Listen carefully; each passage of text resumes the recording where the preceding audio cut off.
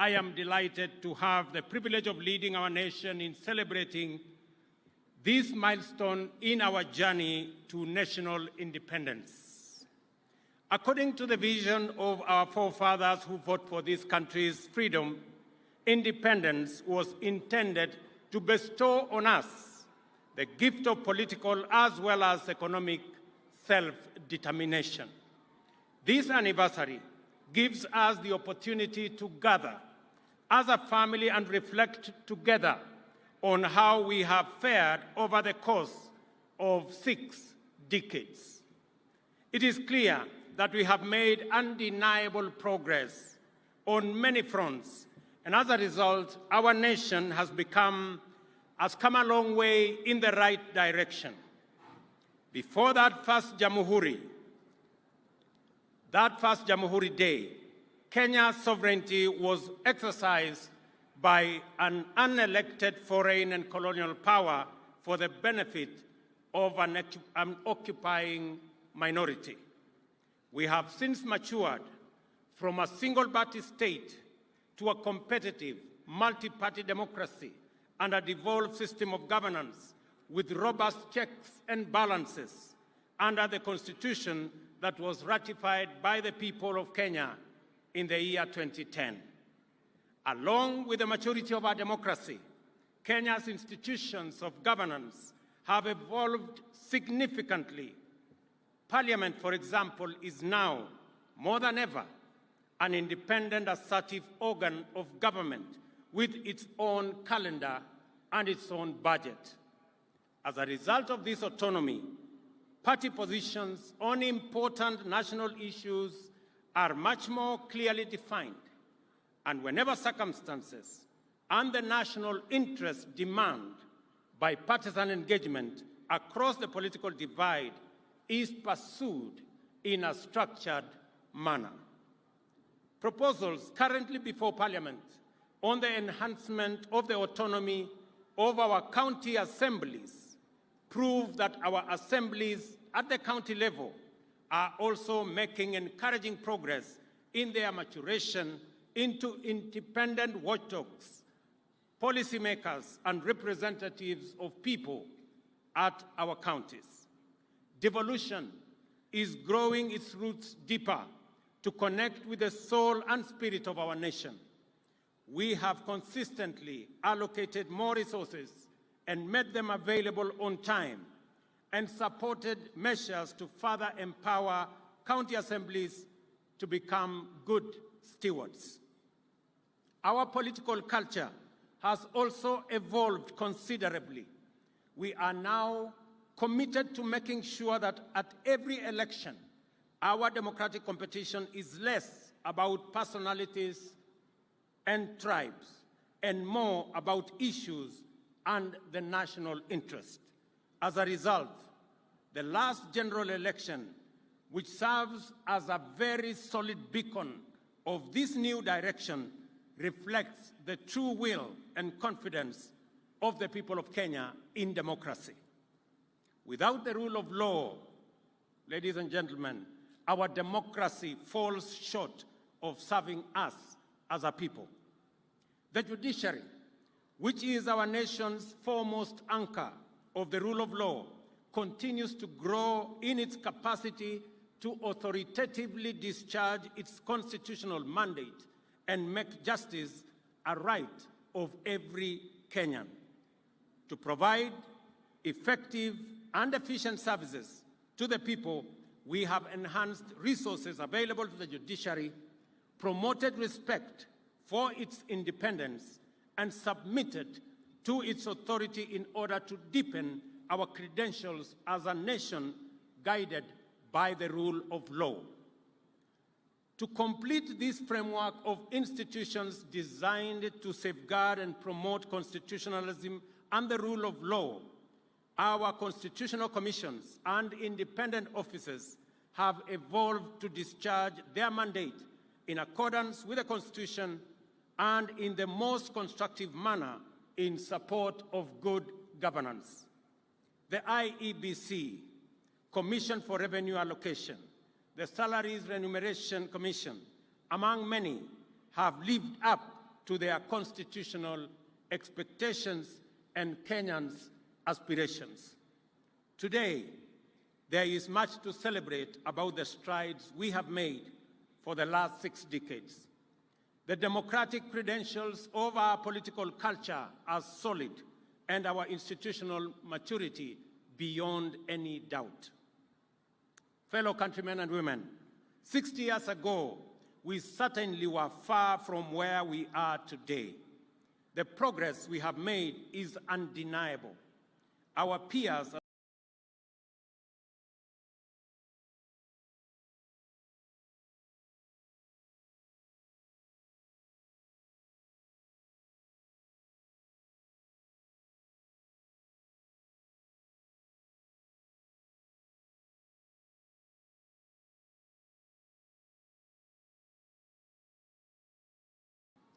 The point at which we stand today is the culmination of the collective endeavor of our nation's founding generation and those that came after them. The vision, which inspired their struggle and sacrifice, was one of a united, free, democratic, and economically prosperous nation. They fought for true sovereignty, which envisioned political democracy and economic prosperity. Our forefathers made huge sacrifices to win for Kenya the freedom we celebrate today, and the generations that followed have made their contributions progressively to bring our state, society, and economy to what it is presently. We gather today to express our gratitude, celebrate their legacy, and contemplate our contribution to accelerating future progress. In our democratic and political journey, we have made tremendous sacrifices and progress, from a single party to multi-party, personality and ethnic parochialism to issue-based and national politics, from violence and intolerance discourse to orderly and peaceful elections. However, we have not made as much progress with our economy. Our savings as a percentage of GDP is dismal. The gap between the rich and the poor has not reduced. Many, especially young people, don't have jobs, and our revenues as a percentage of GDP remain low. Our generation must therefore take up the unfinished job of actualizing economic prosperity as our contribution to perfecting Kenya's national sovereignty. We owe this to those who made huge sacrifices to bestow on us a nation of promise. We owe it to one another, to the youth, women, children of Kenya, and to each and every one of us. The responsibility of our generation begins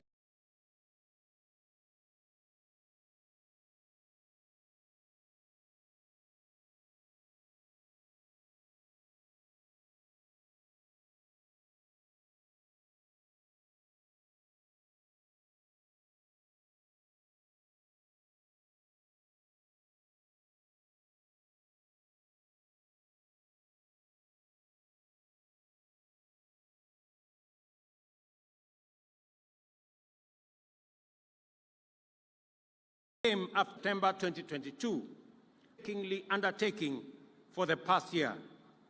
Our focus has been firmly about the ways and means to transform our economy, making the right decisions, necessary sacrifices, and smart choices to set Kenya on a path of economic renaissance. This transformation began with all of us, as the people of Kenya, making immense sacrifices and huge contributions together to pull back our country from the brink of debt distress. The greatness and patriotic devotion of the people of Kenya have been on display during the past year. Together, we have made the right choices, sometimes taken very difficult and painful decisions to steer Kenya back from the edge of a catastrophic cliff of debt distress and move our country in a new direction. There is every reason to believe that without serious sacrifices and hard work over the past year, the crises, threats, and challenges in the global economic and geopolitical environment confronting us would have overwhelmed us, as indeed it has many countries. We have had to make our contribution to the struggle for the nation's economic sovereignty. We have had to cut back significantly on expenditure and to defer the implementation of critical development programs to stabilize our economy. The policy measures required to mobilize necessary revenues have been difficult, but they were our only way and means of escape. Though painful, the sacrifices we have made, which would not only make our freedom fighters proud, are also absolutely necessary at a time as this and in situations that we find ourselves, and is the guarantee of our nation's economic stability. Proudly, these sacrifices have paid off. I can now confirm, without fear of any contradiction, that Kenya is safely out of the danger of debt distress and that our economy is on a stable footing. The economic indicators point to good news. Inflation is now 6.8%, down from a high of 9.2% a year ago. In the last 6 months, our GDP has grown at a rate of 5.4%, making Kenya the 29th fastest growing economy in the world, according to the World Bank. There is no question about it. What we have done together, the price we have paid together, and the sacrifices we have made together have rescued our country from an economic catastrophe. After navigating our ways out of the difficult and complicated debt situation, our second action is to accelerate economic progress, which is the cardinal assignment of our generation. Wazalendo wenzangu, our human capital, our innovative, smart working, professional labor force is probably the single most potent arsenal we have to drive our economic progress. Globally, Kenyans have excelled in semi-skilled, skilled, and professional occupations. Our expenditure on training, learning, and education in general is a most appropriate investment in the development of the human capital necessary in our economic progress. Recognizing this, we have increased the total allocation to our education sector by an additional 127 billion this year. Out of this, 46 billion will support the new university funding model that gives equal chance to every child in Kenya to acquire university education. An additional 9 billion to cover our TVET funding model and the hiring of an extra 2,000 tutors necessary for our TVET education. An additional 47 billion to enable TSC, Teacher Service Commission, hire 56,000 new teachers and other interventions, and 24 billion for junior secondary school and to support the construction of additional infrastructure. To cover the chronic classroom deficit in the city of Nairobi, we have undertaken to build 3,500 additional classrooms in the city of Nairobi, with the first 1 billion allocated in this year's budget. And we are going to work with all members of parliament to make sure that the city of Nairobi, the seat of government, and the pride of our nation does not leave any child behind when it comes to education. Agriculture, ladies and gentlemen, plays a central and pivotal role in our economy, contributing to food security, supplying raw materials for our agro-processing and value addition and manufacturing, for domestic and export markets, creating jobs and also creating wealth. Only specific, targeted, and deliberate interventions will enhance our agricultural productivity and overall production. This began with the registration of farmers, provision of crop-specific fertilizers, reforms in the tea, coffee, sugarcane, and edible oil sector, provisions of mobile dryers, and other interventions underway across the nation so as to reduce the cost of food, which consumes 56% of household incomes, to reduce by half our food import bill, which today stands at Kenya shillings 500 billion, and also to increase our exports. Further, 400 fresh produce markets, including 20 in the city of Nairobi, 47 county aggregation industrial parks, as well as 6 special economic zones, are under various stages of implementation to enhance value addition, agro-processing, and manufacturing, and also to stimulate economic growth in every part of Kenya. Economic productivity and general well-being are significantly hampered by a population that is prone to ill health. Individual and family medical expenditure drain household incomes and erode family savings, in many cases leading to financial ruin and destitution. Fellow countrymen, our universal health coverage plan seeks a paradigm shift in the provision of health care from curative to a largely preventive and promotive approach. Our radical transformative plan has seen the enactment of 4 acts of parliament, which I thank our legislature, as well as the rollout of 100,000 community health promoters, for which I thank all county government for participating. I commend counties who have already paid community health promoters their stipends and commit that the national government will pay our portion beginning the end of this month.